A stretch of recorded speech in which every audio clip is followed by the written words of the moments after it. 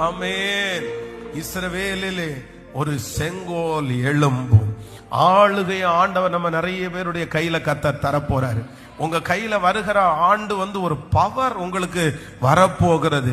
நீங்கள் அவர்களை ஆண்டு கொள்ளுவீர்கள். இனி அடிமைத்தனத்தில் இருக்கிற நாட்களை ஆண்டவர் மாற்ற போகிறார். இன்னொருத்தருடைய கீழே இல்லை, இன்னொருத்தருடைய அண்டர்ல ரொம்ப வருத்தப்பட்ட அநேகம் பேரை வருகிற ஆண்டவர் கர்த்தர் எடுத்து அவர்களை தலைமைத்துவத்தை ஆண்டவர் உங்க கையில தரப்போறாரு. ஆளுகைய ஆண்டவர் உங்க கையில தரப்போறாரு. ஆமா, நீங்க தலைமைத்துவத்துல அமர போறீங்க. ஆண்டவர் உங்களை அமர வைக்க போகிறாரு. உங்கள் கீழ் அநேக ஜனங்கள் அடங்கி இருக்க போகிறார்கள். உங்க கைகளை கர்த்தர் உயரத்துல ஆண்டவர் வைக்க போறாரு. ஒரு செங்கோல் உங்கள் ஆண்டவருடைய கையில இருந்தது போல உங்க கையில ஒரு செங்கோல் கொடுக்கப்படும். அந்த செங்கோலால் நீங்கள் ஒருத்தனை அழைப்பித்தால் அவன் வர முடியும், அழைப்பிக்காவிட்டால் அவன் வர முடியாது. அப்படிப்பட்ட ஒரு ஆளுக பவரை ஆண்டவர் நம்மேல் வைக்கிறதற்காக எல்லாரும் இயேசுவே இந்த வார்த்தை அப்படியே நடக்க போகிறதற்காக ஸ்தோத்திரம், நடக்க போகிறதற்காக ஸ்தோத்திரம்.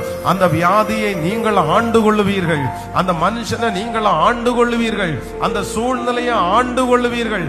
எல்லாத்தையும் கண்ட்ரோல் பண்ற ஒரு ஸ்பிரிட்ட ஆண்டவர் நமக்கு கிருபையாய் கர்த்தர் தருவார். நீங்கள் சண்டைகளை ஆளுகை செய்வீர்கள், நீங்கள் சில மனிதர்களை ஆளுகை செய்வீர்கள், நீங்கள் சில பிரச்சனைகளை ஆளுகை செய்வீர்கள். நீங்கள் சுலபமாய் ஆளுகை செய்கிற அந்த ஞானத்தை ஆண்டவர் கிருபையாய் கர்த்தர் தருகிறவர்.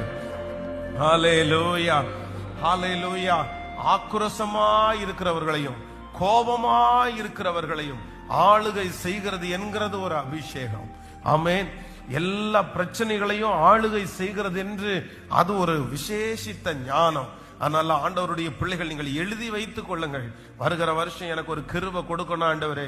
என்ன கொடுக்கணும்னா, நான் ஆண்டு கொள்ளுகிற ஒரு கிருபையைத்தாங்க. பிரச்சனையை நீங்க என்ன பண்ணணும்னா, நீங்க கண்ட்ரோல்ல கொண்டு வரணும். நீங்க அந்த இடத்துல போகும்போது ஒரு கண்ட்ரோல் வரணும்.